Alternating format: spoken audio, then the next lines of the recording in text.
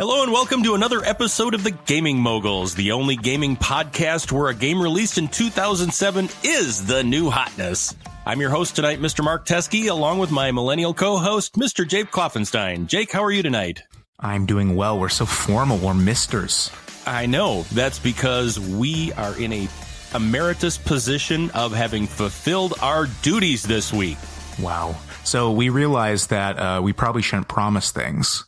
And we finally did something 10 episodes late, but we did it. So, we did it. Finally. And feels good. And it was worth the wait. And we will get to that later. However, before we dive into what we played this week, I do have a bone to pick. And this is a little bit with you. And this is a little bit with Fantasy Flight Games. Mostly with Fantasy Flight Games. So we play every Wednesday. You didn't tell me that in the pre-roll, Jake. Oh, I know. That's because it's fun. I got to pick the bone live. All right. Fantasy Flight Games changed their hours from closing at midnights on Wednesday to closing at 11 p.m. And this doesn't seem like a big deal for a lot of people, but this game group has been going every Wednesday till midnight since like 5 or 6 years, probably even more than that. And we've just grown really accustomed to that. And so we can play 2 medium or medium long games. But now we kind of can't. We have to play 1 medium one and 1 shortish one and maybe 1 super short one. And last night we had planned to play AgriCola, which we'll talk in a bit about. And we had also planned to play Imperial 2030. And AgriCola was fast. It was only 3 hours with teach and setup and everything. Yep. It was everything. It was great for a 5-player game. So not bad, but there was no chance we'd be able to fit in Imperial in 2 hours.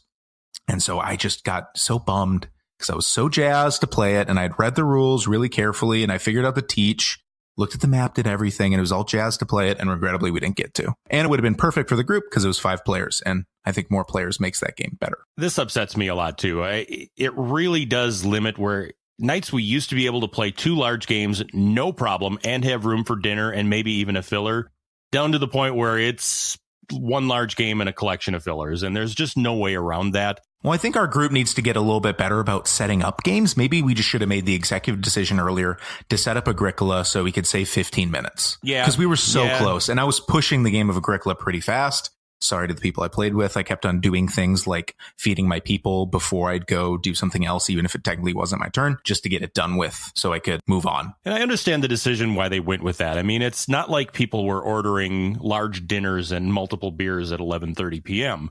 But there really is not another space in the Twin Cities metro area that allows you to play late night on a weeknight. And Wednesday night's the big board game night there. There's a lot of people there on Wednesday, and it's really unfortunate. It changes the outlook for our group and what we can play. I think you and I and Jake need to put our heads together and see if there's a way that we can try to be the change we want in the world and influence them to reconsider their closing times on Wednesday night. Hopefully. Yeah, even if it goes like take it at Happily to spend some money. But anywho, that's enough of that. Why don't we talk about the games we played this week? Absolutely. We got to play some cool games this week, Mark. You know, for starters, again, owing to the fact that we were getting kicked out an hour earlier than we were used to, we ended up playing a couple filler games. And this is one that I've been pushing you for a while to play on. And we finally got a chance to play what, Jake? Troll by Oink Games and Koji Kimura. Troll is a really fun little game where you're trying to get in and steal gold and jewels from a troll. And you're doing this by putting out numbered chits. And you're trying to put out a number of them that is smaller than the troll value. And if you're part of the group that causes you to bust, you lose money. Everybody less than that gets away with treasure and earns money. And everybody after that just runs away clean and gets nothing. It's a neat mix of both push your luck strategy as well as some social gaming and lots of things. It plays all in about 15 minutes. Super fun time. Jake, what'd you think? I liked it. I've realized that some games I can rank really granularly and just say, hey, I like this game more than this one, and I like that one more than this one. But when it comes to a lot of the Oink games, I kind of think it's more helpful for me to kind of arrange which ones I like into different tiers. And so I would put Troll as a higher tier Oink game.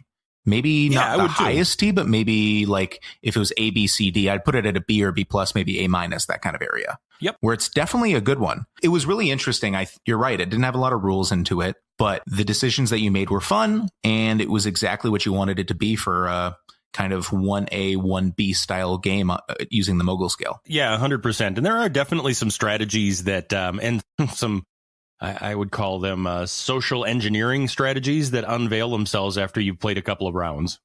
Completely, which is what I love most about these Oink games is they kind of open up with repeated plays. especially with that startups game. I remember playing it the first time and being like, oh, that's cool, but whatever. But as you keep on playing with the same group, the meta opens up and kind of people really start playing each other quickly, which is really fun, especially in those kind of games. Unfortunately, Troll not available in the U.S. I personally got my copy from, I think either Gumroad, or I ordered it from France when I ordered my copy of Oink's Modern I think Art. you ordered it from France, I believe, if my memory serves me correctly.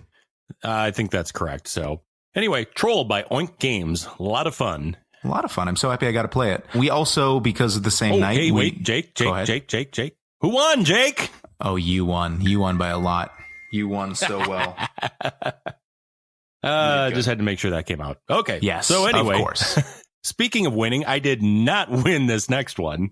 Yeah. So because of the time constraints, we were sitting down with about 2 hours and didn't have enough time for a game of Imperial 2030, but we did have enough time to play a very fast game of Crusaders, Thy Will Be Done, and a game of Troll. So we also played another game of Crusaders.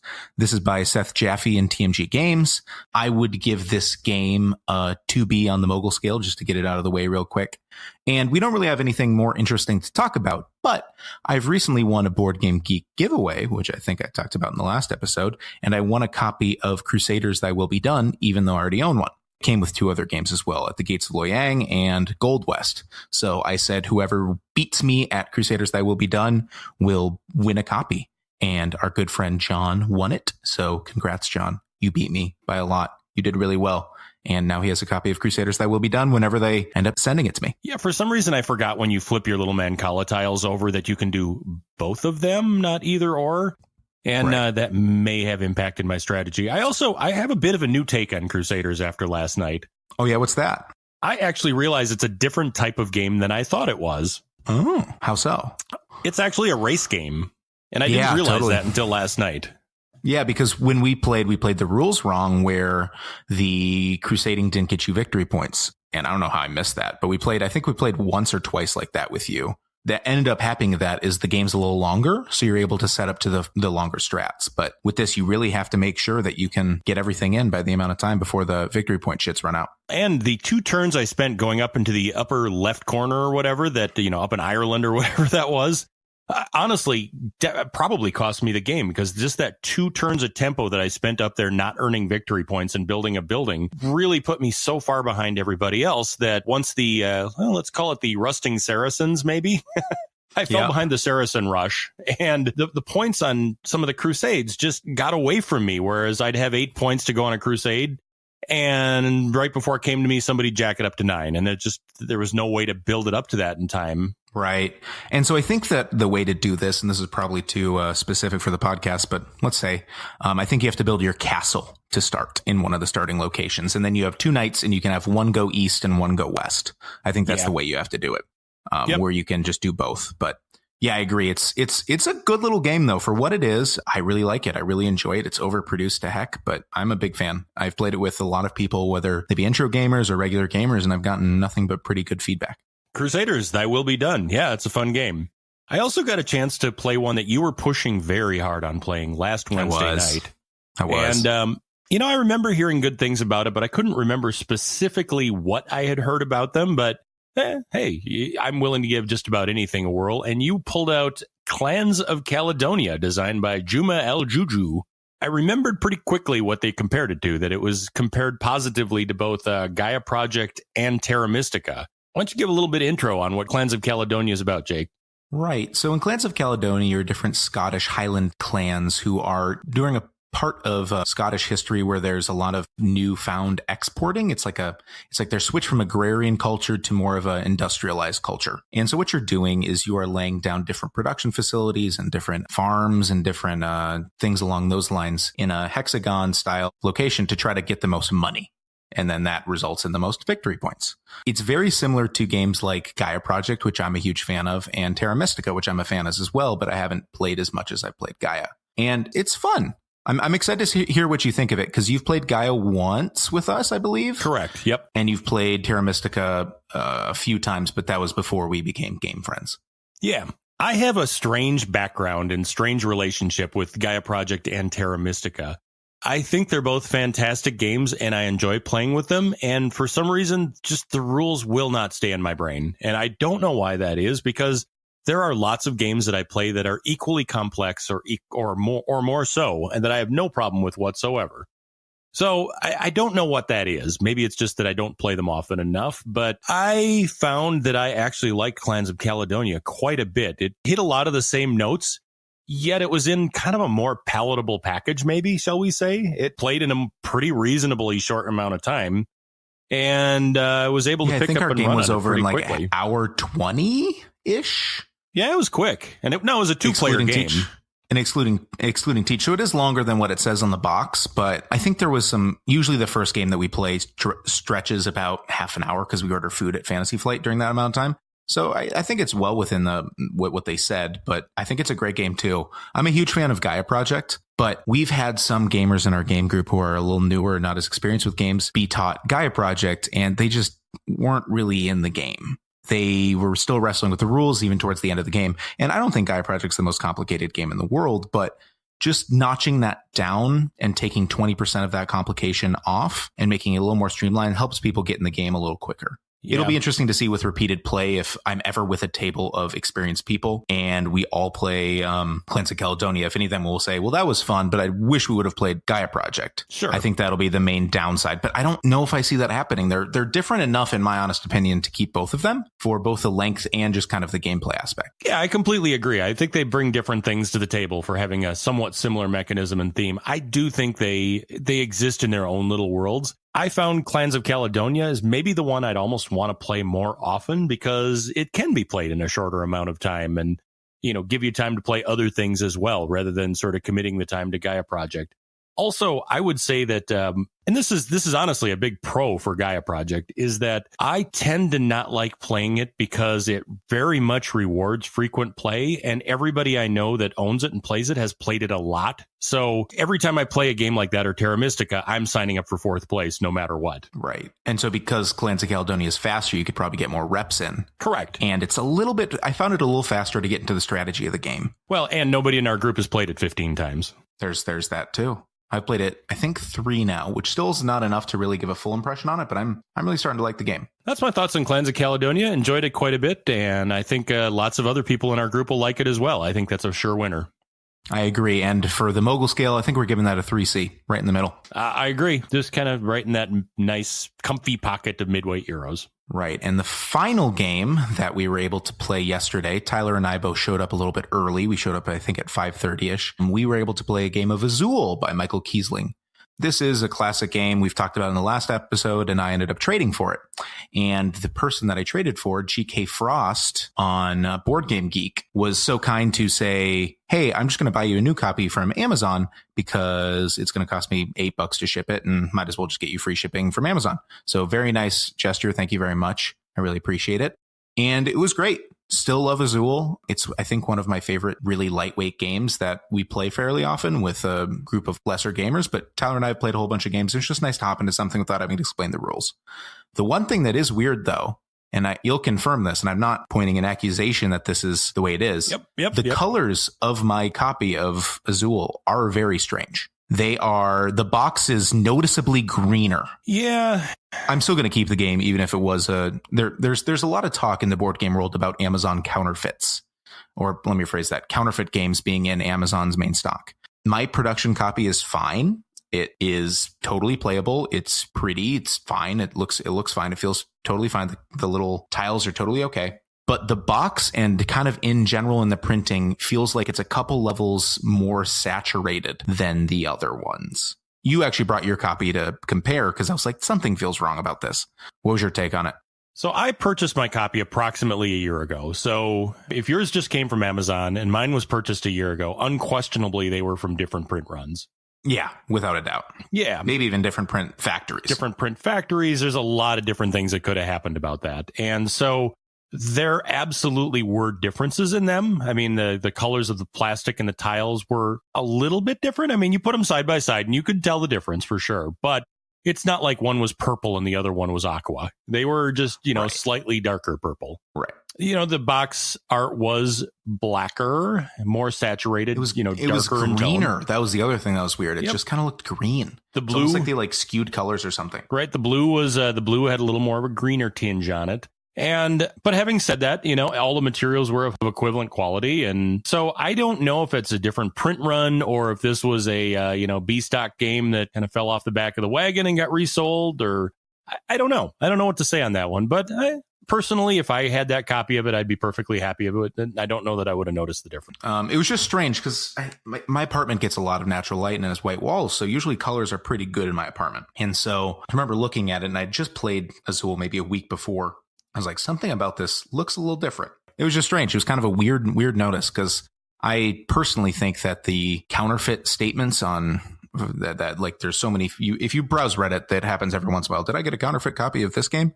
I think those might be a little overstated, but this was my first interaction with games looking noticeably different. Yeah, and I firmly believe a lot of the air quotes counterfeit games are really B-stock games that are being unauthorized resold. Right. Or third shift things like B-stock, meaning that they run like 5% more of a print run, knowing that there's going to be some that didn't work out just perfect. And then instead of going into the dumpster, somebody's selling them on an Amazon store. There you go. Makes sense. But anywho, thank you very much for the game. I really like it. Thank you, GK Frost. Cool. Great. Well, what's next? We actually have a longer discussion coming up about a couple of games that we played, and both of these are milestone kind of event games that we have made a point of playing because we've been very interested in them, and looking forward to talking at a little more depth about those with you, Jake. Right. I would actually even say that we played these games specifically for content for the podcast. Which is amazing because you are welcome, world. We don't do that. No, we do not. We play what we want to play. That's why I think we've talked about Crusaders that will be done about 8 episodes in a row, probably now. But you know what? Hey, when a game I really want to play intersects with something that I think will make great content, everybody wins. Win, win, win, win, win. Fantastic. So the first one on that little list of things is one I talked a little bit about last week. That game is Feudum by Mark K. Swanson and Odd Bird Games.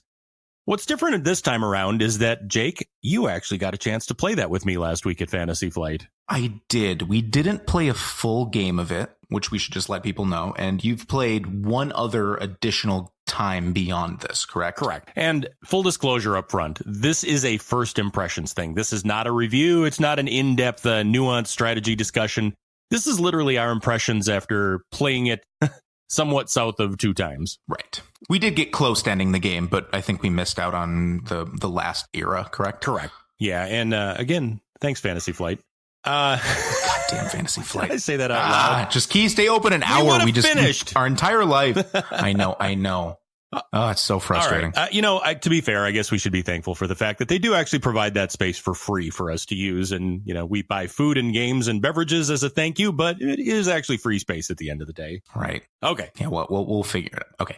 Let's go on to the discussion. So it ended up being a night where it was just Jake and I. And after doing a little checking to see whether Feudum was actually going to be a good fit for 2 people, it seemed that the discussion that we found was that it works well at 2.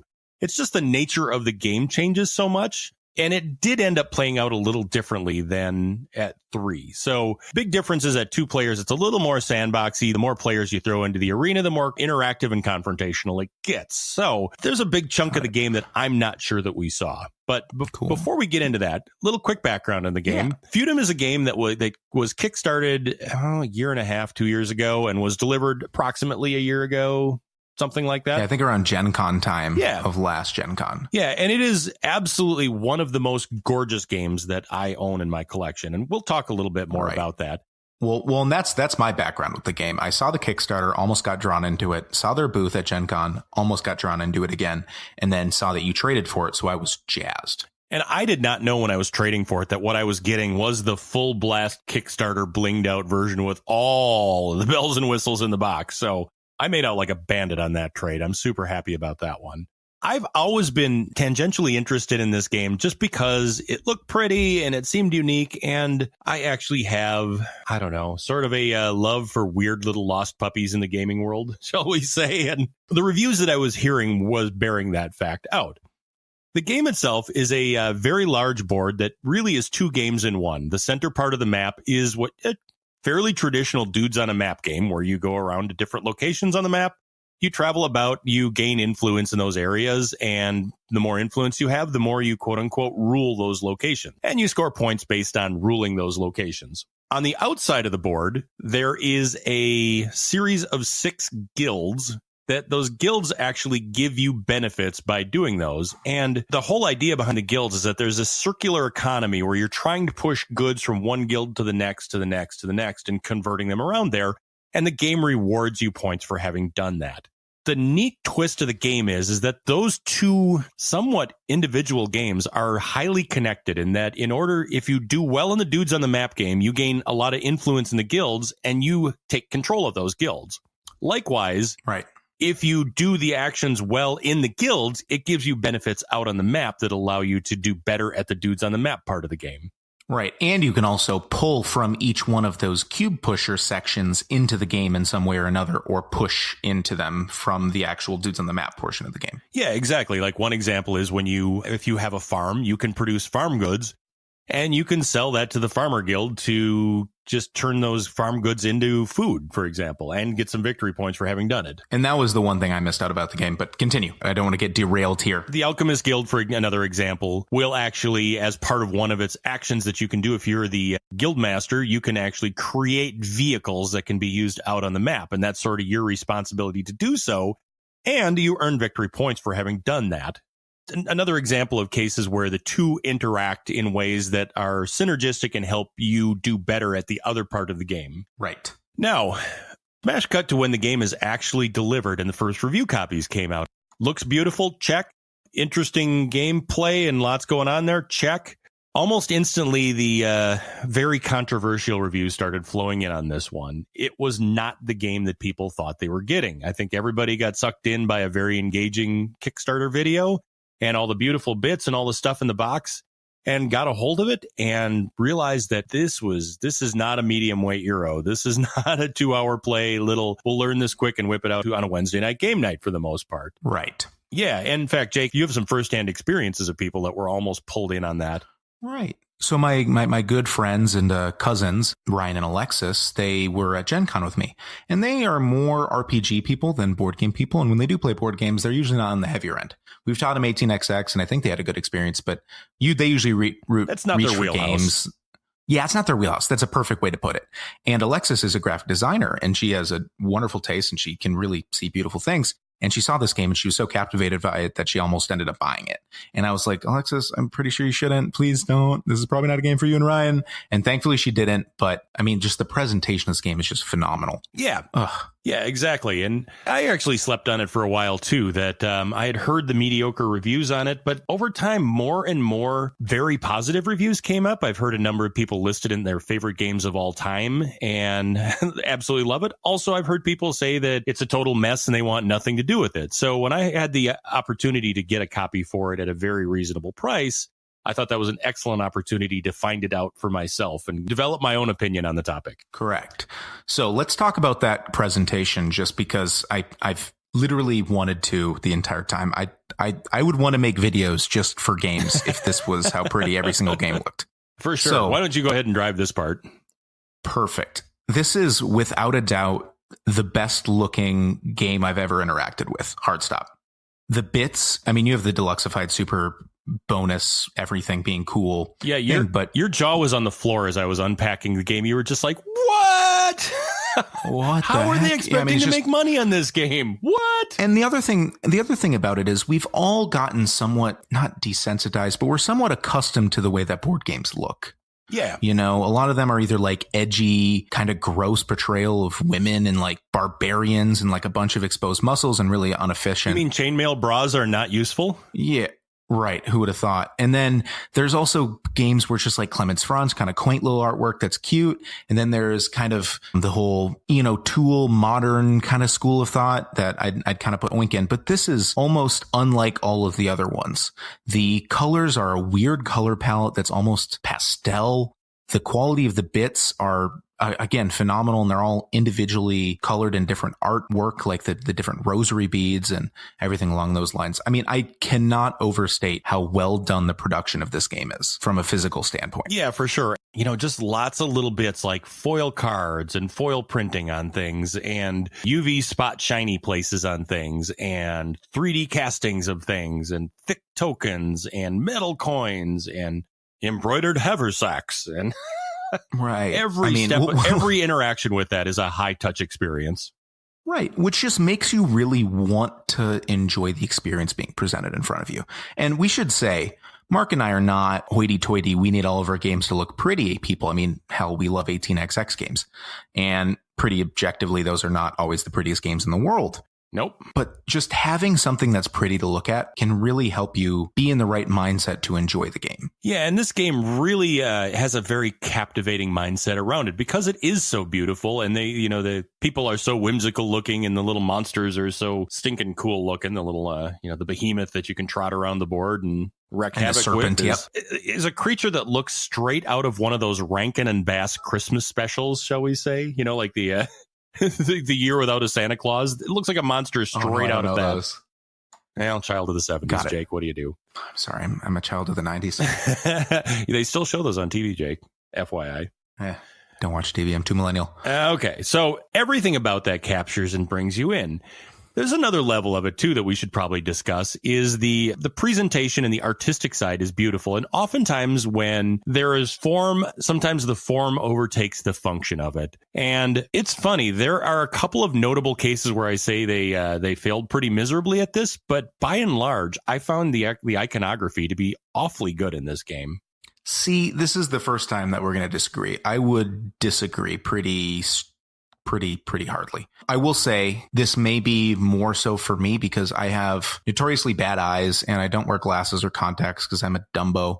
And so when symbols aren't very big and they're very small and detail oriented, especially on this big long board, it's hard for me to read them sometimes. So you'll see it sometimes. Sometimes I'll really crane in really close to see some things. And this falls on me. If I had better glasses, I bet you I wouldn't be so disagreeing here. But if they were to just make all of the actual iconography part of this game on the board bigger, because it's such a massive board, I think it'd work a little better. Yeah, so I think I'm actually differentiating from the information portrayed versus the physical presentation of it, if that makes sense. Okay. I agree with you. Explain that. Yes, icons could be bigger and more differentiated. They could be easier but they're to good see. icons. But they're good icons. Yes, that's I what would I'm agree saying. with that completely. Yeah. With the exception being the different water. Yeah, the bone to pick that I was going to make is exactly the bone to pick that you made.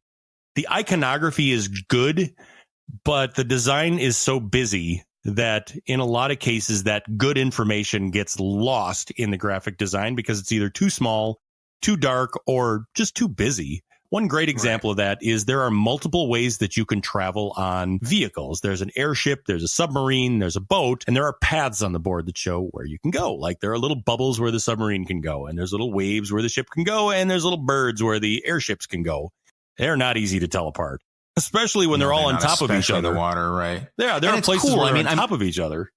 Right. Don't get me wrong. I like that idea from a design standpoint. It's a neat idea, but I think it could have been implemented a little better. Because would this game be as pretty with just different colored lines everywhere in between different spots? I think it's neat that it is more of a piece of art that you're trying to parse out these symbols, but I think they could maybe go a little bit harder with the different bubbles and all that stuff. I think the other place that it's a little bit challenging is trying to parse out, like there are different places where you refill resources out on the board and it says put a resource cube on every location marked with an E. Yeah, it's like, oh. Those things are tiny. Those are hard to find. Right. And so they're generally the most eastern city within that location or town or whatever the heck you call them. But some of them are confusing, and the different symbols to describe the different locations is also kind of annoying.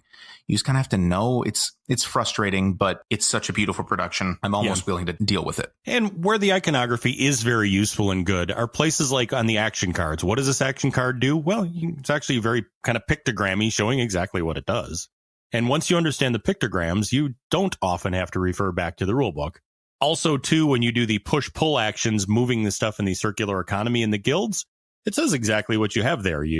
However many rows you complete, you get that many, you get these 3 level of victory points. Fairly easy to understand. Right. However, I think we should probably discuss the elephant in the room here about this game. Okay. Let me talk about some of the criticisms that have been leveled against this game. And one of the big ones is that it's air quotes fiddly.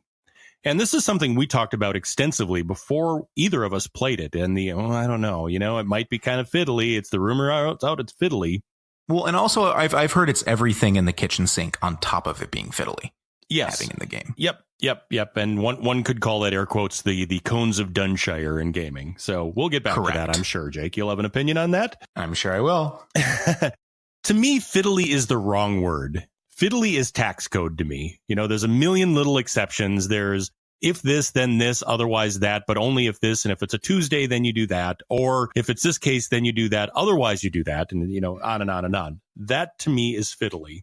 This game does not have that. It's not the easiest rule set in the world. It's a complex rule set. I'm not going to sugarcoat that. But I would say your average Lacerda game is, air quotes, fiddlier, especially Lisboa. There are a lot of lists of now do this, then do that, then do this. If you do that, then do that, then do that. This game does not have that. So is your definition of fiddly steps in an order? So like, for example, let's take the building action in Lisboa, for example. Is that because it has like 8 or 7 different subsets to how do you actually build the building? Is that fiddly to you then? A non-fiddly way of building a building is you pay a cost, you put the building down, and you earn the amount of points that are printed on that space. Right? Got it. Okay. Yep. A fiddly way of building that building is to have a specific color of a building permit that you had to have achieved earlier that you have to spend in advance. And then you find a location on there that allows you to get that. And your cost is variable depending on the type of rubble that is there. And oh, by the way, you remove one first. And once you place it there, you get a reward when you put that thing down too. Great. And you put that down. And how many do I score? Well, let's see. Have you completed all of the public buildings? Oh, you don't have any public buildings? I guess you don't score. Oh, you do? Oh, yeah. Okay. You get, X number of public buildings times the side, and you multiply that times the bottom thing.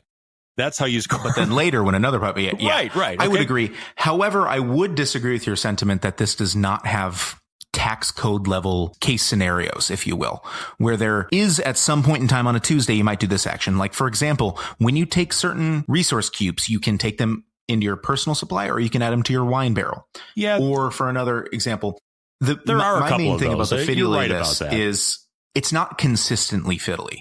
So say what you will about Lisboa, and I have. Oh, and by the way, certain actions in that game are kind of all the same weight. I'm a big fan of Lisboa, so completely. Put the pitchforks down.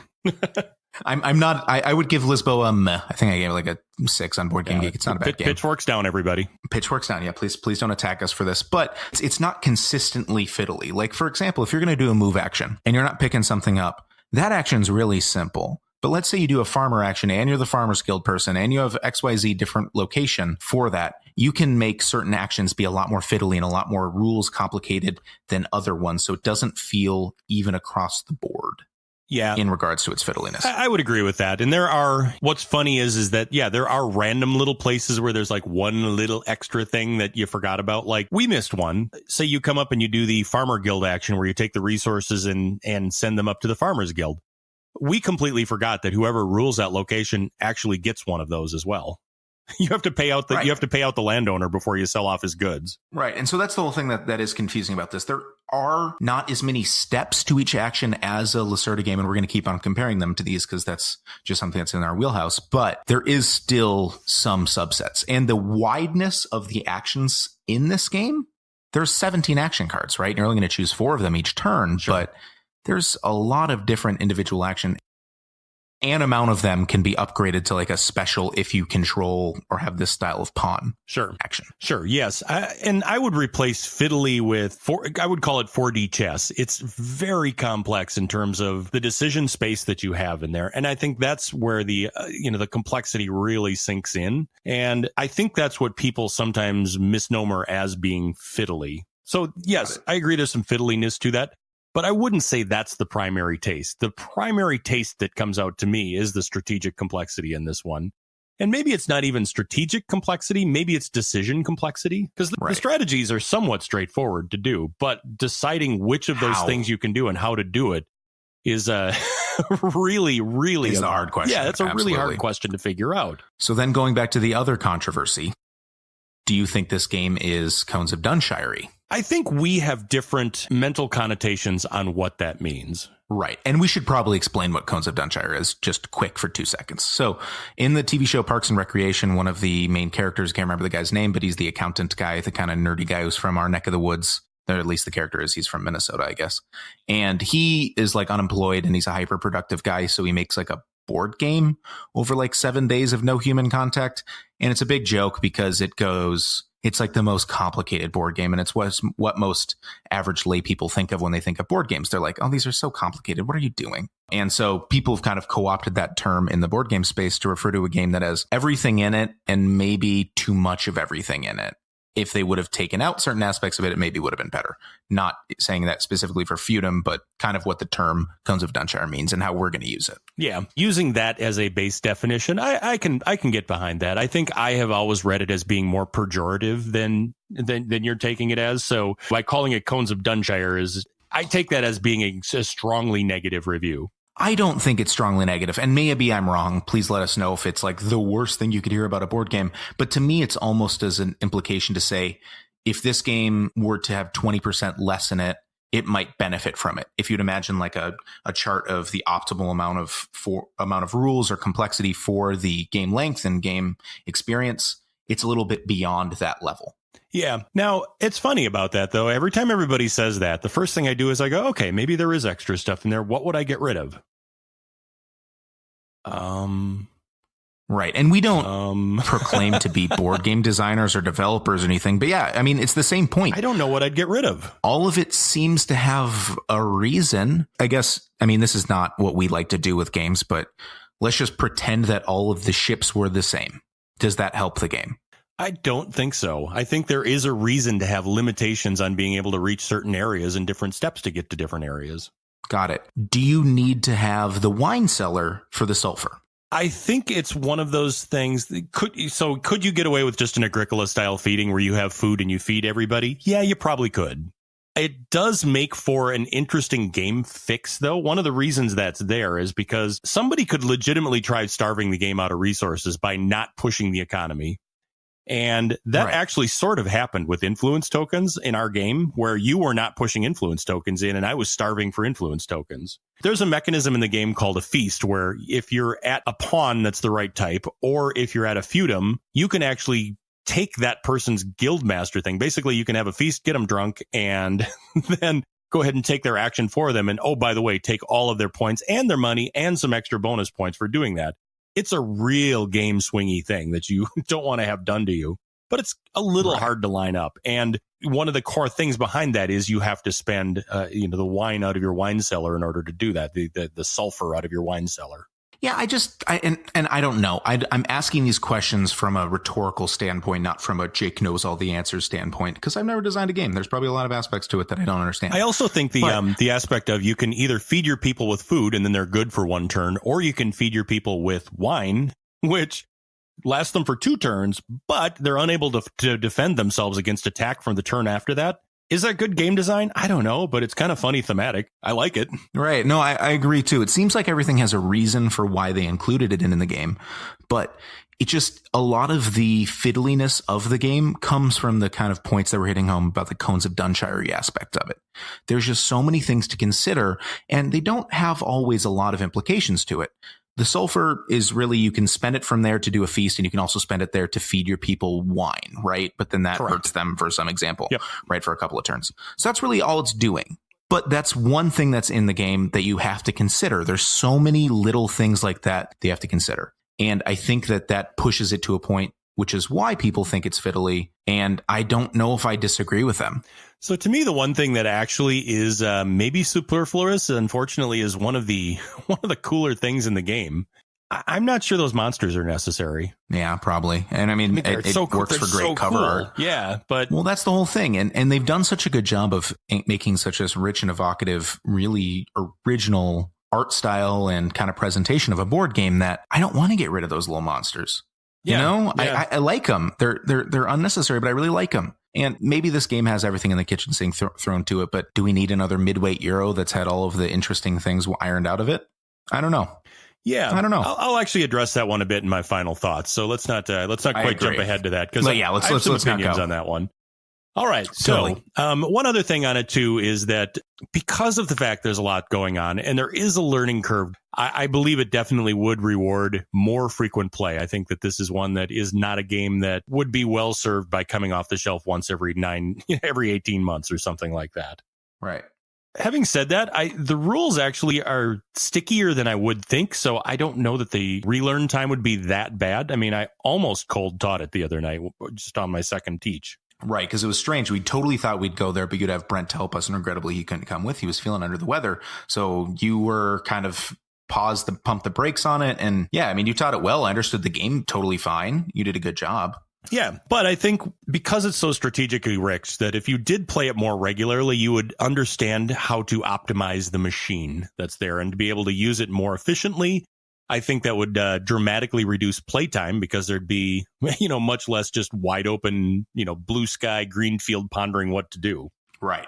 So let's talk about some pros and cons of this game. I think we've itemized a lot of them already. For starters, we were both completely captivated by just the notion of it, the experience, the look and feel of it, and the, this object d'art that's on our shelves. Would you agree with that? Completely agree. I mean, it's such a nice experience to touch. I used to travel a lot for work, and I would rent a lot of cars because my industry is not the most glamorous industry. And so usually the locations that I actually go to are not in the heart of the city.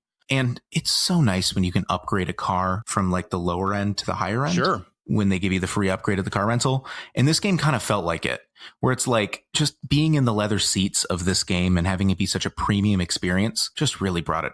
It made me more welcoming to it. Like, would you rather do a road trip in my old 2006 Subaru Forester? Or would you rather do it in a nice new Audi? I'd probably rather do it in a nice new Audi. Yeah, and I will tell you, this is a conversation for a future episode, but one thing we did in our first play is we actually pulled up mellowdice.org, which is a website online that allows you to pull up soundtracks for games that are thematic for that game. And the theme music for this game was absolutely lovely. It was a lot of Final Fantasy theme music for those that have played that, and it fits in with the theme so perfectly. It really enhanced the experience. Completely agree. Another pro is the massive decision space in this. You really have a lot of decisions that you're going to make and a lot of things that may or may not be used in your tool belt, which is, I think, pretty cool. Yep. I definitely like having more decisions rather than less. I also think that given what it is, given the complexity and the size and so forth, the playtime is somewhat reasonable given what it is. It's a big epic thing. And having said that, I think with experienced players, you could play a big epic game of it in 3 hours, which is good for something of that weight and size. Completely agree. Also, the card selection is just phenomenal in it, too. Yeah, this is really one of the strong points of the game. To background, you have 12, 15 cards, something like that. I think it's 17. I think it's 17, but one of them's the repeat. Sure. And what you do every round is you pick 4 of those, and one of those could be a repeat. So theoretically, you could do an extra thing in there twice. And if you play out, here we go, Cones of Dunshire. If you play out a Saltpeter or a Sulfur, you can actually do a couple in a row, or you can do a 5th action.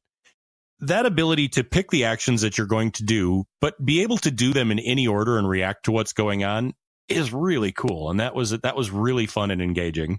Completely. But now we go to the cons here. And some of the pros are exactly the cons. Yeah, depending on who you are, really. It's personality related. Right. And so I think one of the big cons here is the massive decision space. It's just so big, and every action is not that complicated. I don't find them usually that hard, but there is a little bit of complexity there. It's not as easy as, hey, go here, take 3 cubes. There's a little bit more subsets than that. And the iconography does a pretty good job, but sometimes it doesn't. And you really need to indoctrinate those rules. And the player aid being 2-sided really is not that helpful. If it was 1-sided and twice the size, it would be so much more easy to be able to quickly understand the information. Yep. That's on there. That's an upgrade and for the future. And the player's aid's not... Right. And the player aid isn't even that detail oriented. They have this huge amount of space and they kind of don't use a lot of words on it. I don't think they want to make it too wordy, but it would have really helped me. So another con to it is, there are a lot of things and therefore there are a lot of moving parts. There's a lot of this pushes that to there and that moves that to there and this goes here and you move that there and that triggers that. And so there is a fair amount of game management that needs to take place. Somebody at the table needs to be a little more familiar with the game and just sort of keep the train on the rails. Agreed. Now, the biggest train on the rails thing, this is actually my number one beef with the game. We have played Dominant Species a lot. One of the things that makes me absolutely crazy about Dominant Species, crazy in a bad way, is the constant recalculation of dominance on there. To me, that is fiddly. And that is something I have zero tolerance for. And it really detracts from my liking of the game.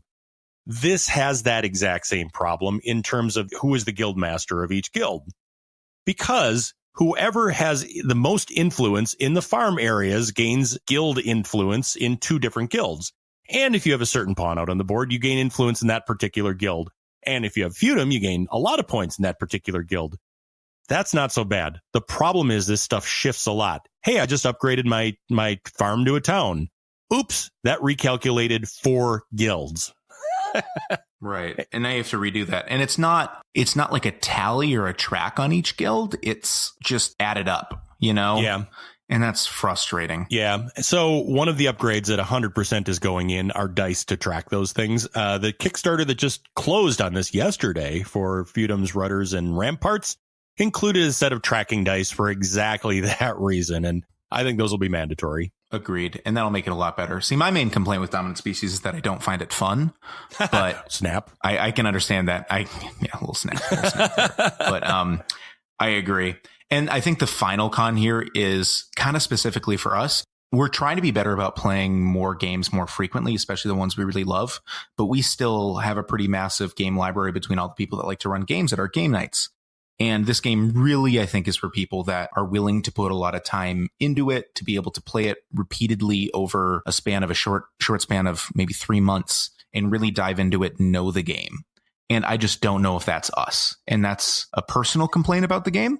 Having known what this game offers, that might not be an issue for you, but for us, that's probably my main complaint with it is I just don't know if we're going to dig into it. And I remember joking about it with you. We have some members in our group that really like to play the same game over and over again. And I was like, I kind of wish one of them owned it. I think, and they're just constantly clamming for it. And we'd get 5 or 10 times played in the next couple of months. If only this was Kirk's favorite game. If only. All right, let's do final thoughts. I'll summarize mine first. I like it. I thought it was a good game. I still think it's the best case for when people say, oh, that game's Cones of Dunshire.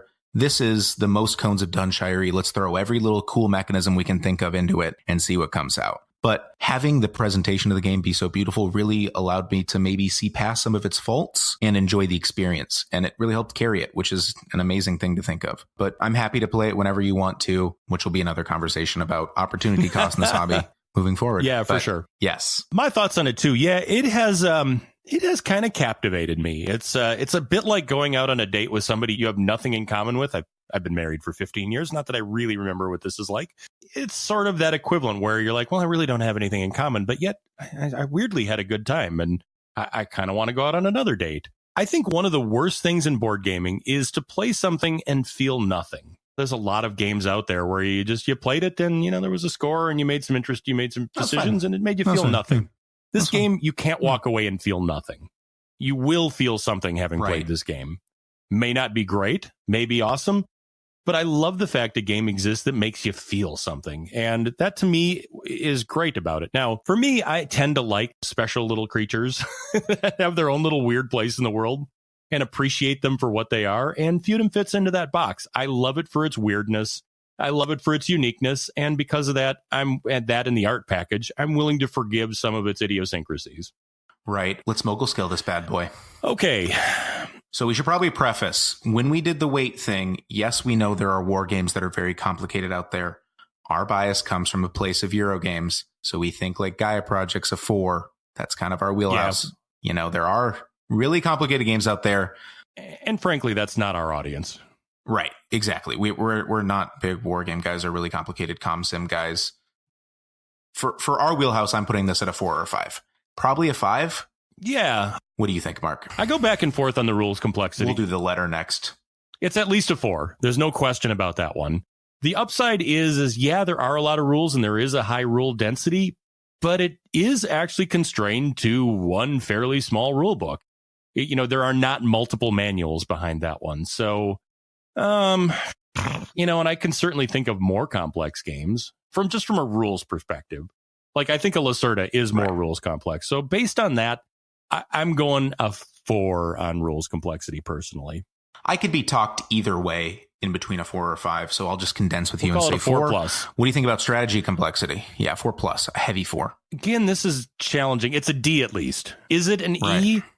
I think there's some arguments on how many strategies are there. Somebody might rank a high strategy game as having, a large number of strategies. This is a little different. This is where there's a huge decision space. And does a huge decision space constitute a high strategy rating?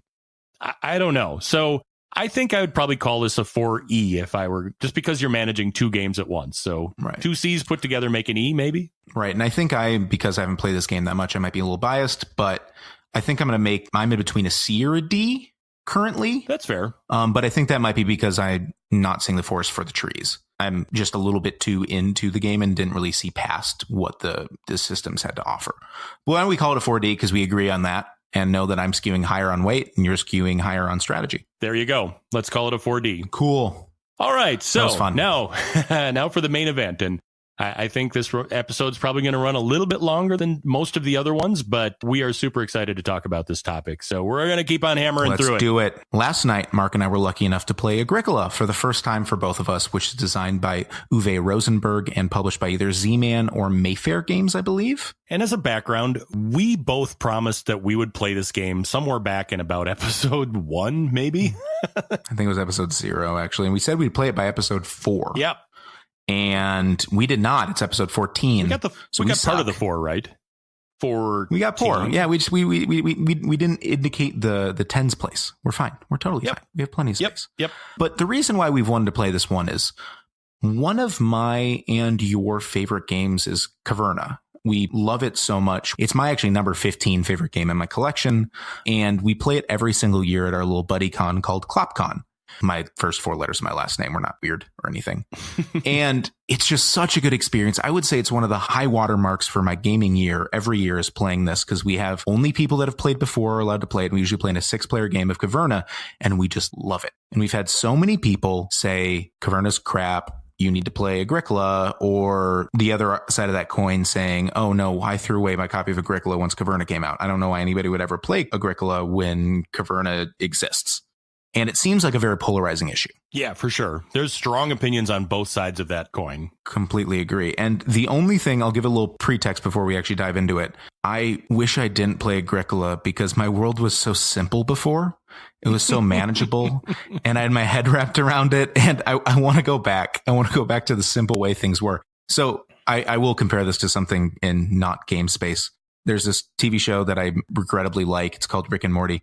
And in one of the episodes, the guy's like a scientist and he tried to explain what real level is because he's making fun of the kid for using one of those little leveler with the little bubble. He sets up true level and it like breaks the kid. He's like, I want to go back to the way things were before. The real world is poison and everything's bad. And I want to go back to that, Mark. This is exactly how I feel about the Agricola Caverna debate. It made both things worse, I think. I don't know, but let's move on. Or did it make it better because now we realize that there's more to that world? I mean, is Agricola the Caverna expansion we were hoping for all the time, or was Caverna actually the Agricola expansion that we didn't know that we wanted? We'll see. So there's another sentiment in the gaming world that's called this kind of idea that games can replace or fire other games. In this hobby that's just all about opportunity cost, I don't know about you guys, but we have a limited time to play games. I would love to play more, but real life gets in the way. Yeah, I know it may not seem like that based on the number of games we play each week and the number of times we get gaming, but trust me, I'm dealing on a barely life-sustaining grip. Right, completely. Me too. I mean, we love games. That's how this podcast came. We just want to talk about them. In my personal life, I've had some games I've gotten rid of because I view the other version of them just kind of very similar, but better. And so things that have done that for me is I think Ethnos, which is done by Cool Mini or Not, got rid of Ticket to Ride in my collection. I was happy to get rid of Ticket to Ride.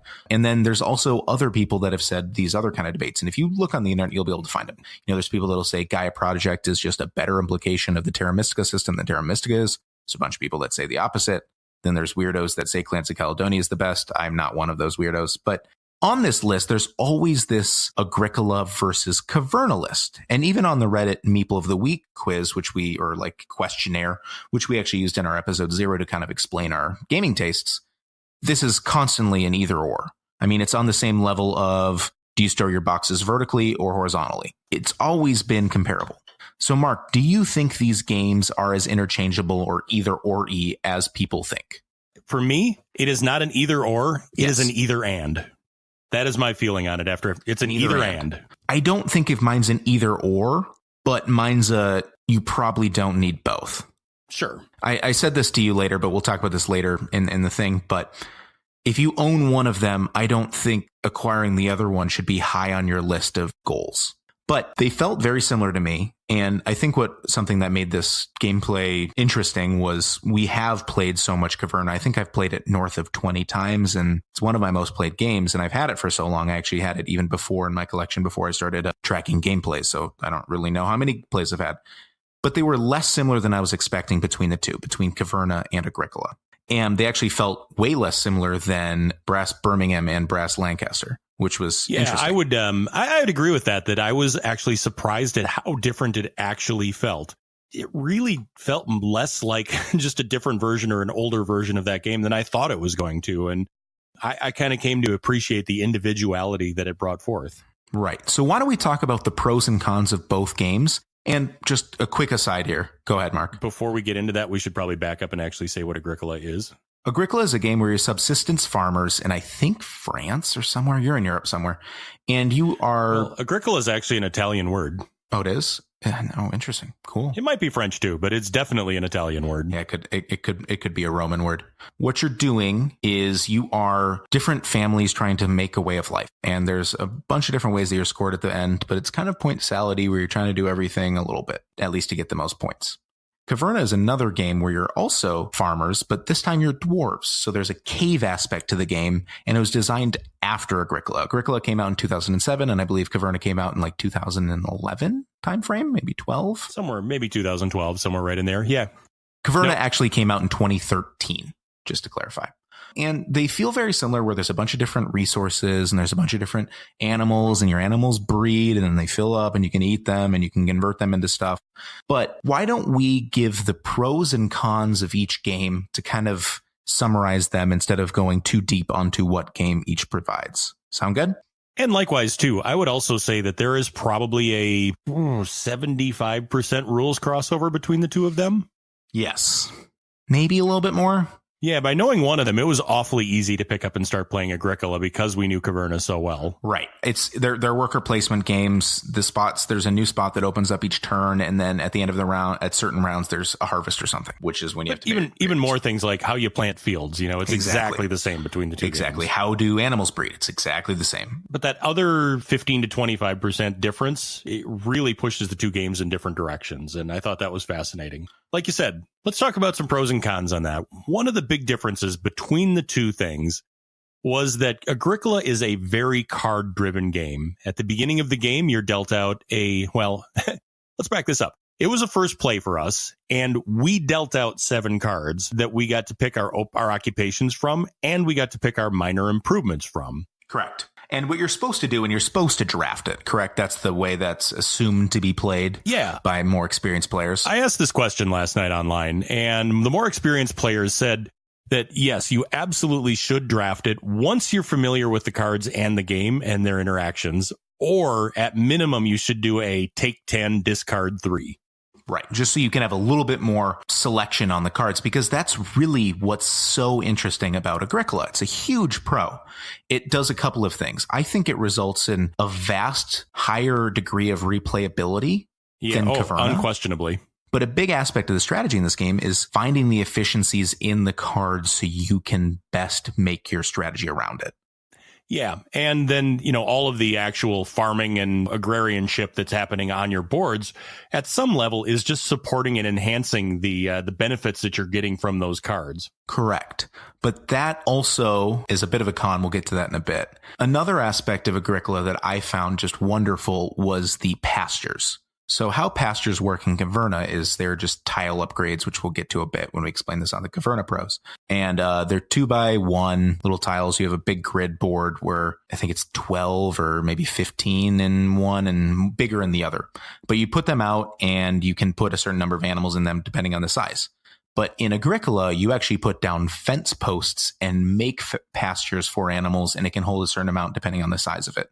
And I really liked the creativity in this, in the usage of fencing, to be able to pull different types of animals different ways, and you can come through later and cut those up. It was just very open, and I enjoyed that aspect of the game. And we saw. Did you like that? Oh, yeah. How would I know? I never laid a single fence down. That was a bit of a loaded question. Yeah, well, we actually saw Eric at one point drop down an 11 fence chunk all at once to fence in literally like his entire pasture in one big swoop. It was amazing. Yeah, and I think that was just so cool. And it really felt like it from a thematic standpoint and a cool game standpoint. He had a bunch of sheeps, and it'd be funny I was imagining that the sheeps kept on being eaten by little foxes or wolves or something, coyotes, depending on wherever this game is. Begrudgingly, Eric put up so many more fences and made like a smaller fenced area where the sheep actually slept, and then an area where they grazed. And I thought that was just hilarious to see actually his little farmstead turn into something like that. Right. And we played it as a 5-player game, which, that's only available in the Z-Man version, the older Z-Man version, which is what I have. If you have the revised version, that's 4-player only. You don't get to play 5 players. I think there's an expansion to it that makes it 5-player. Yeah, right? I think so. Like an extension. So it actually moved pretty breezily for a 5-player game. Like the downtime was really not that bad. Yeah, I pushed the game real hard, hoping I'd still be able to play Imperial 2030, as I said earlier. But yeah, this game was 2-3 hours with teach and setup and teardown. Yeah, which was, man, that's great. I mean, I think it probably plays quicker than Caverna, wouldn't you say? Yeah, I don't know if it's different enough to call it one way or another, though. Yeah, that's fair. The funny part about it, what changes in the different games is the action selection spots that you have on the board vary by player count. And the ones that we had out there for 5 players literally only had 1 fencing space out the entire game. And brother, was that hard fought after. But Mark, that's what's so cool about this game is the tightness in it. And so much to the chagrin of, I guess, some people, I don't know if chagrin's the right term, but I usually like less tight games. In our discussion between Brass Birmingham and Brass Lancashire, which we've talked about ad nauseum, and I don't think we should ever talk about again, I prefer Brass Birmingham because it's more open. And I thought that would be the case here with Caverna versus Agricola, but the opposite was actually true. I much preferred the tightness and the brutality in the Agricola game compared to Caverna. And it actually, we'll talk about it later, but I thought it was actually a downside of Caverna after playing. Yeah, I thought the level of interactivity and interaction in the game was much higher than I would have guessed. In fact, there was lots of laughing and cussing and fist shaking and swearing at each other over somebody taking an important spot or grabbing resources. And I really like that gameplay where you're like, oh, you son of a gun, you took that spot. Why did you take that? I mean, that's a great gaming experience. Right. I mean, I thought I was going to lose the game because I had a good early cow strat going, and I was going to have so many cows. And so all I needed was an oven, and you bought it 1 turn before me. not 1 round, 1 turn. Like literally you were 3 people away from me and both other people had an oven, and I had all the resources to buy it right then. I just couldn't buy it due to turn play. The other thing that was tight in the game, besides the action spaces, which was very interesting, which to give Caverna its due, we still curse at each other a bunch in Caverna. Again, it's not that much more, but Agricola definitely edges it out there. At least for the action placement spot. But the brutality in feeding your family is an ever-present issue and a concern, and you're always considering it. Every single action is a consideration for how am I going to feed my family at the end of this.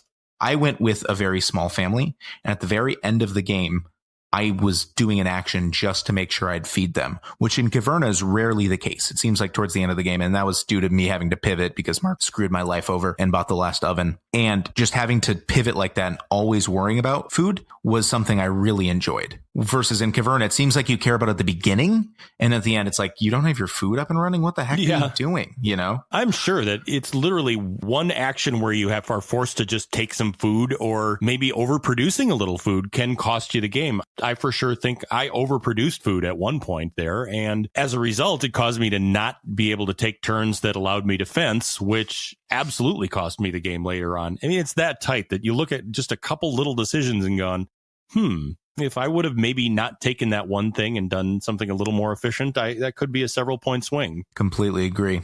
The other thing that's an outcome from, I believe, the cards is that there's more finer grained strategies in Agricola than what I found in Caverna. And what that means is you can really be the sheep guy or the stonehouse guy, or I was the cow guy or the early vegetable guy because of how powerful those cards that they're dealt out and you have all these opportunities to be able to do. You can really micro focus on trying to just maximize this one little thing to extreme advantage, which later on in the game you can maybe convert to food, or you can get a bunch of extra rocks which allow you to upgrade your house. And so there's a lot of different ways you can push strategy in that game. Right, completely. And it's not something where it's just, okay, sheep are worth 1 point each, have a crap load of sheep. They max out at a certain point of, believe it's 4 points for everything.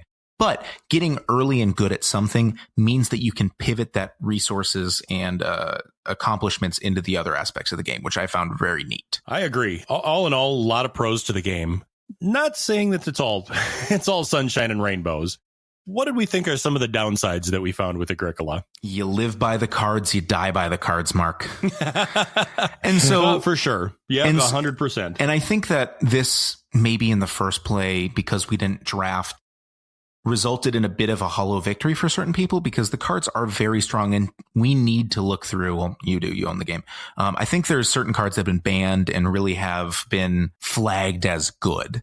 And I think going through those and taking out the ones that are banned and making sure that you're at an even playing field with all the cards, at least as much as what people have decided is fair, would be really good. There are some known combos too, that if you have this occupation and this minor improvement, that you got such a solid engine going that you're going to probably win the game. I know there's definitely some things out there that if you can get that synergy going, that it provides you a big advantage. And knowing that those exist and to look for them is a big boon.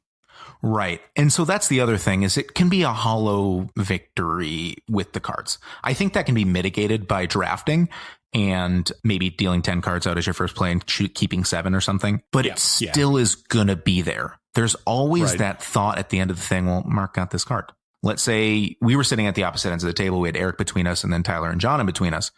Let's say, for example, you choose a card in between two and pass that card to Tyler. Tyler doesn't choose the one of the two that you didn't want, and then John doesn't give it and gives it to me. And that's a really good card, and they just missed it, and it perfectly works with my strategy. So now you're mad because you should have taken that card or something, and Tyler and John just decided not to. And just because the cards are so strong and make it so replayable and so cool and help tighten up the game and make it a finer grained strategy, it can also feel like, just randomness hurt me in this game, you know? I was actually given my copy of Agricola by my friend JJ, who considers that Caverna 100% fires Agricola and really had no desire to ever play Agricola again now that he owns Caverna.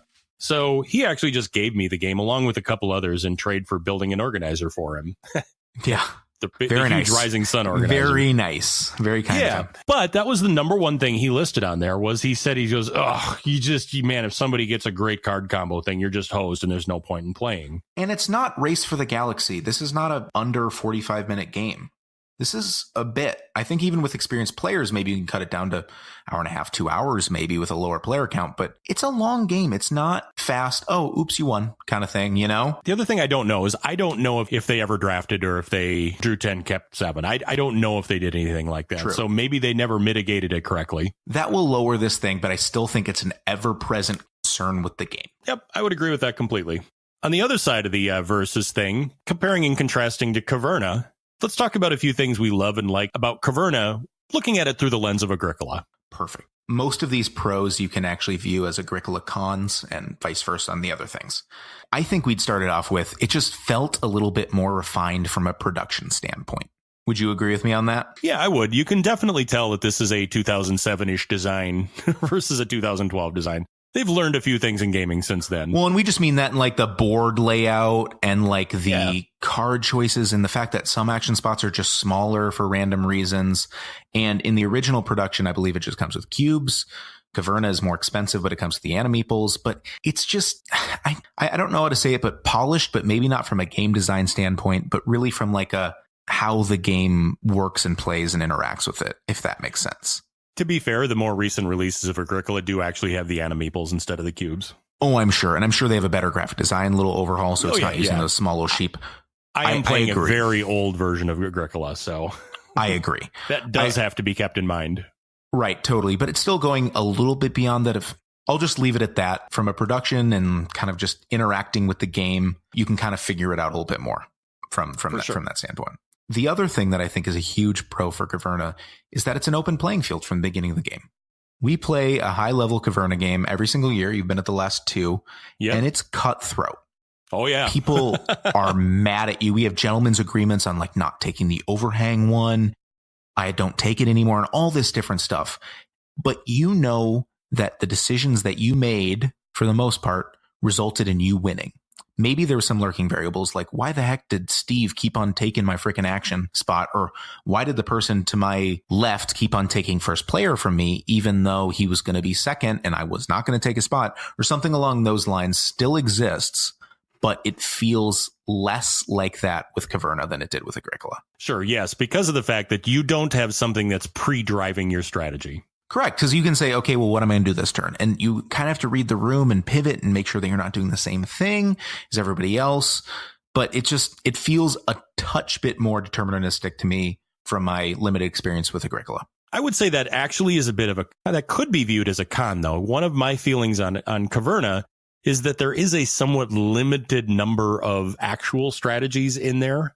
And that it's very possible, especially in a higher player count game, which we typically play when we play at ClopCon, is that 100% you're going to be stepping on at least somebody else's toes. And God forbid you're stepping on 2 or 3 or 4 other people's toes as well. I've had this happen to me where I've decided, okay, here's a strategy. I'm going to go. I'm getting this. I'm getting that. And the 2 people right in front of me in turn order decided to do the exact same thing. So now I have to really inefficiently pivot 4 rounds into the game. And that's unrecoverable.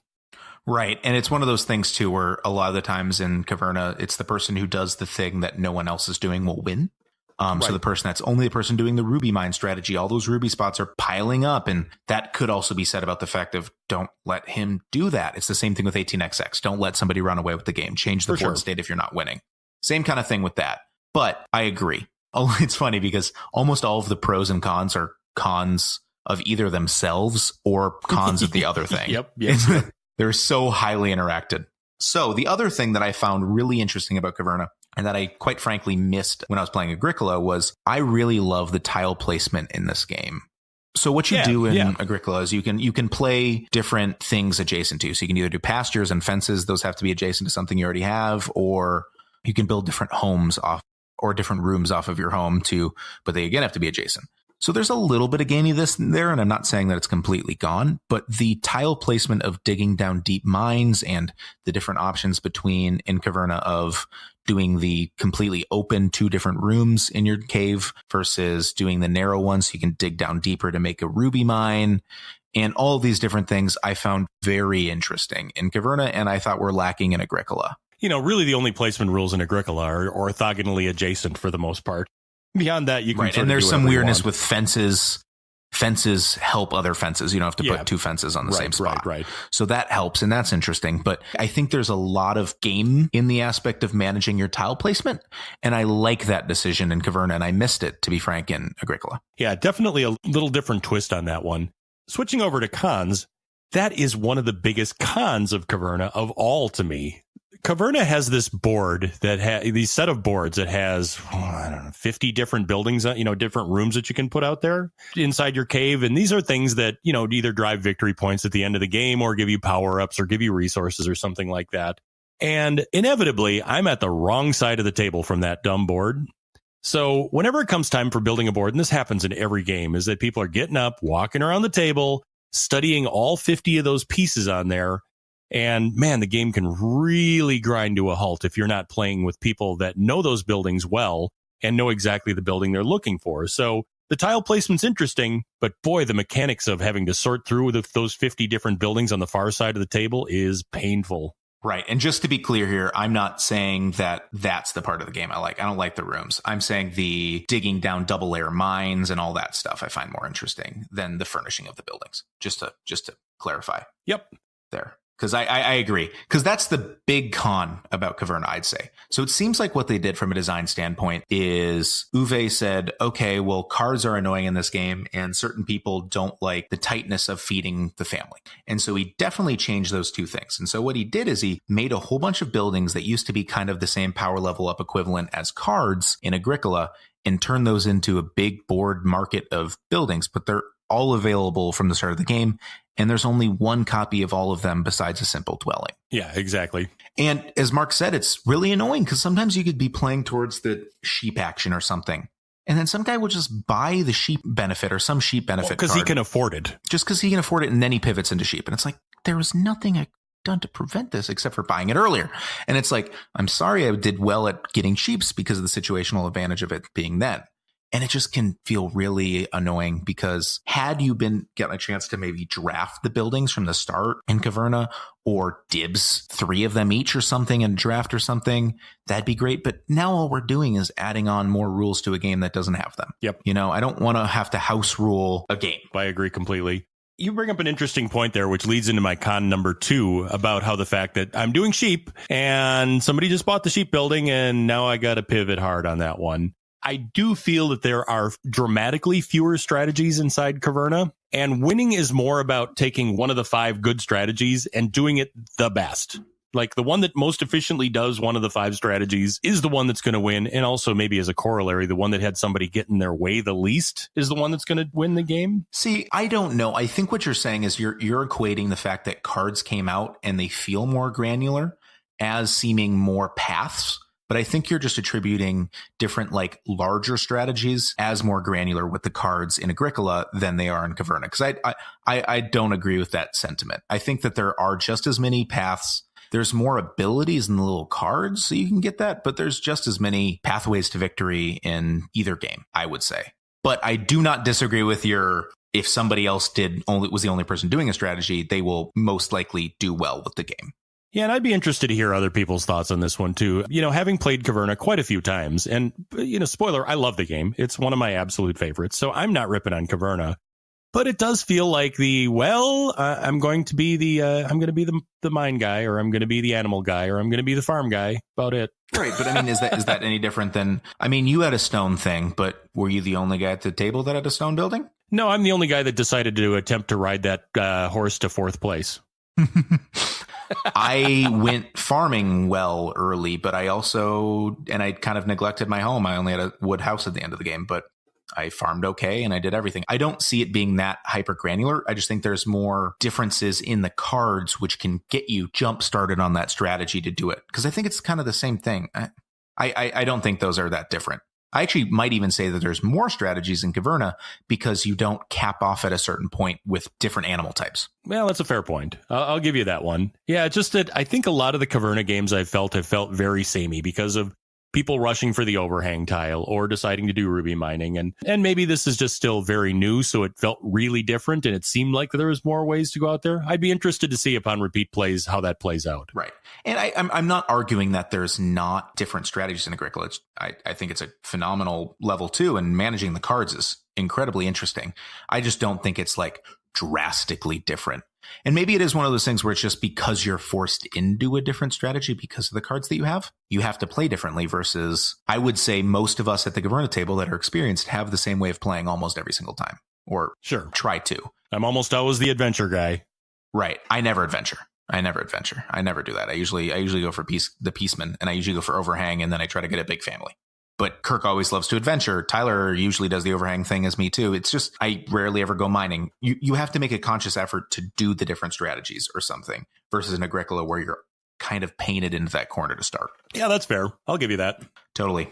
All right. Well, we could probably talk for another 45 minutes, but we're getting long. Why don't we do our final thoughts on Agricola, starting with you, Mark?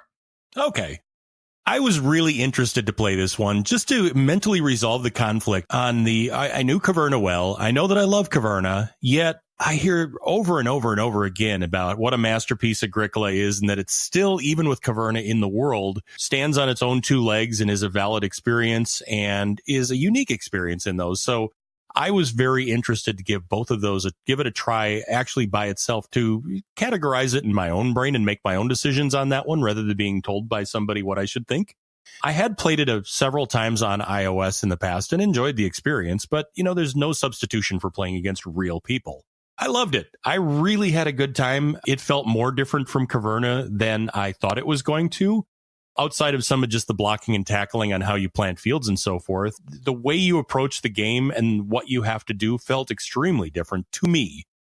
And based on those things, I would personally rank it at the same level as Caverna. Like, I have Caverna as a 9 on Board Game Geek. I would put Agricola in the same bin, and I would happily play either one of them and give them each their own little airspace to live in. How about you, Jake? I think you summarized my feelings incredibly well. So I'm going to kind of go a little different and compare them more than you did in your example. Because I agree. I love AgriCola. I think it was more different than I was expecting. And I don't know why this is constantly viewed as you're either going to like one or the other. Yeah, disagree completely with that sentiment. Right. I still don't know if I'd advise someone to go out and buy both. Like if you own Caverna and love it, I don't think you should go run out and buy AgriCola. But I don't think if I own Caverna in the game group and you have AgriCola and everybody says in the game group we like Caverna more, you should burn your copy of AgriCola. I don't think that at all. No, not at all. And in a perfect world where I had a bunch of money and had a bunch of space for games, I would happily have a copy of AgriCola on my shelf. I think I'm going to put it on my want in trade thing, and hopefully I can get somebody to take some other game off me and give me their copy of AgriCola that they don't want anymore. There's a few billion copies out there, so that ought not to be tough. Yes. That being said, here's kind of how I summarize both ones. As of now, I prefer Caverna, but that's coming from an incredibly biased standpoint of that game meant a lot to me growing up in the kind of gaming world. And it also means a lot to me playing it every year with my family and friends at ClapCon. I don't think that it's better than AgriCola, though, nor do I think AgriCola is better than Caverna. I'd probably give them both. I have Caverna as an 8 in Board Game Geek, and I gave AgriCola an 8 as well. If I were to buy one starting now, I don't know which one it'd be. That'd be a really hard decision. It'd probably be go down to the dollars and how expensive it's going to be to pimp it out and everything. But if I were to get a cell phone app of either of the games, I would 100% get a cell phone app of AgriCola versus Caverna. Well, if only that existed. Oh, wait, it does. Oh, wait. It seems like one of those ones that'd be really fun to really dive into and play over and over again and really try to figure out the efficiencies. Yeah, it's extremely well done, too. I actually would highly recommend the iOS app for AgriCola. It's excellent. I have enjoyed playing it quite a bit. Totally. So that's my thoughts on it. I'm always happy to play it. And it's actually surprising. I thought I would have been able to choose a side here, which is funny because I've played Caverna so much. You'd think that, oh, yeah, dummy. Of course you're going to like that one more. AgriCola has some pretty interesting things going on in it. It'll be interesting to see kind of down the line if we play this game more where we'll land on that debate. And I would say actually, too, everybody at the table gave it pretty solid, strong remarks. You know, there was some, maybe I'd play Caverna more, maybe I'd play, but everybody enjoyed it. Right. If my perfect world would be if they were to have a baby, if I could choose certain aspects of Caverna and choose certain aspects of AgriCola, oh, it'd be so good. If we could have the tile play and interesting, I thought it was better actions on the action board. I'd love that. But if we were to have the tightness of both action boards and the brutality in feeding your family of AgriCola, pardon me, and then also have the cards from AgriCola, but back them off a little bit so they're a little bit less game-changingly good, and do something like that, I would just love it. I think it'd be the perfect game for me. Uwe, get on it, and while you're at it, put the setting on like one of the moons of Jupiter. Please, yeah. Don't make it farming in Europe, please. But that being said, Mark, our good friend Kirk has the expansion to Caverna. We'll have to give that a try. The Forgotten Folk, I believe, is the name of it, where there's a bunch of different races you can be now. You're not just dwarves. Absolutely. And expansions to Uwe Rosenberg game.